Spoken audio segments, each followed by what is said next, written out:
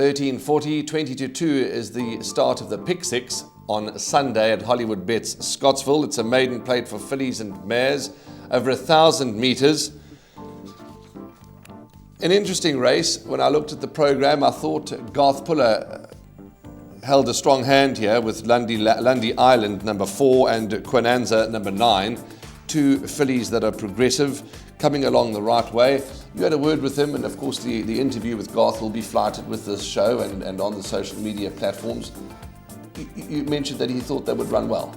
They both have distinct chances. He thinks number 4, Lundy Island, may just have a better chance than number 9, Quinanza, but he strongly advised not to ignore either of the two. It's a very tricky race, many unknowns, but Lundy Island and Quinanza, as you said, are both progressive. They're in a good space. He's expecting good runs from both of them, with a slight preference for number 4, Lundy Island. A couple of the racing analysts, Graham, are selecting and including number 13, Trenadora. I haven't. How do you see her shaping, and could you maybe see why they seem to give her a bit of a chance? She is my 4th selection in the absence of a lot of form to work on, so she's been moderate to date, but in this kind of field she could certainly run into the frame. I've included her in the place accumulate. I've gone wide in the PA and the Pick Six. There are a couple of what look to be ready-made bankers a little later on in the program, so I've gone a little wide in this race. The early favourite is number 10, Always on My Mind, 33-10. Donovan Dillon for the Peter Muscat stable.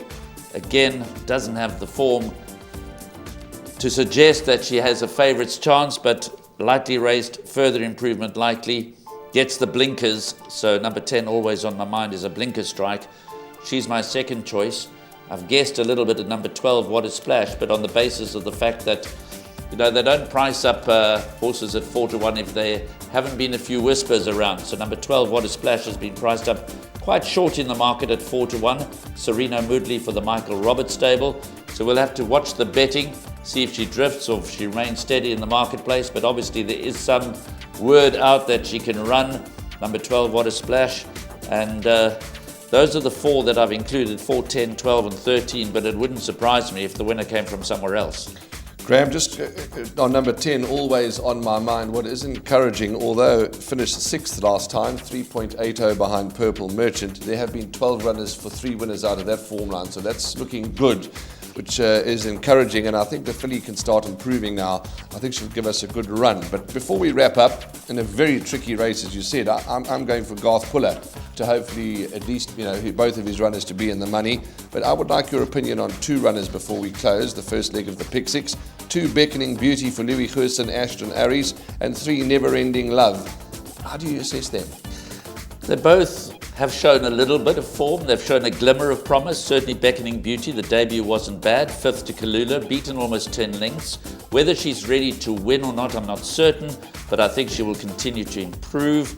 Never Ending Love ran 5th to Shanty Lane last time. Again, also lightly raised, obvious scope for improvement. I just wonder whether she wouldn't be better over a little further than 1,000 metres. Her last run was over 1,400. Being by byword, I would have thought that 1,000 metres would be a little on the sharp side. Just going back to Always on My Mind, it is worth noting that she had excuses in that race behind Purple Merchant.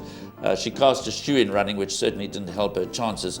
And I think with the addition of blinkers, she might well set the standard. But here again, Warren, it is the first leg of the Pick Six. Pick Six punters have an opportunity to watch the betting market until the very last moment, to watch the horses go to the start. And I wouldn't finalise the first leg of the Pick Six until you've seen all of that. Okay, first leg of the Pick Six. As you heard Graham say, there do seem to be 1 or 2 bankers a little later on. So try and include as many as you can in the first leg of the big one. But 4, Lundy Island, and 9, Quinanza, and 10, Always on My Mind. I quite like those, but we'll see you in a short while. First leg of the Pick Six.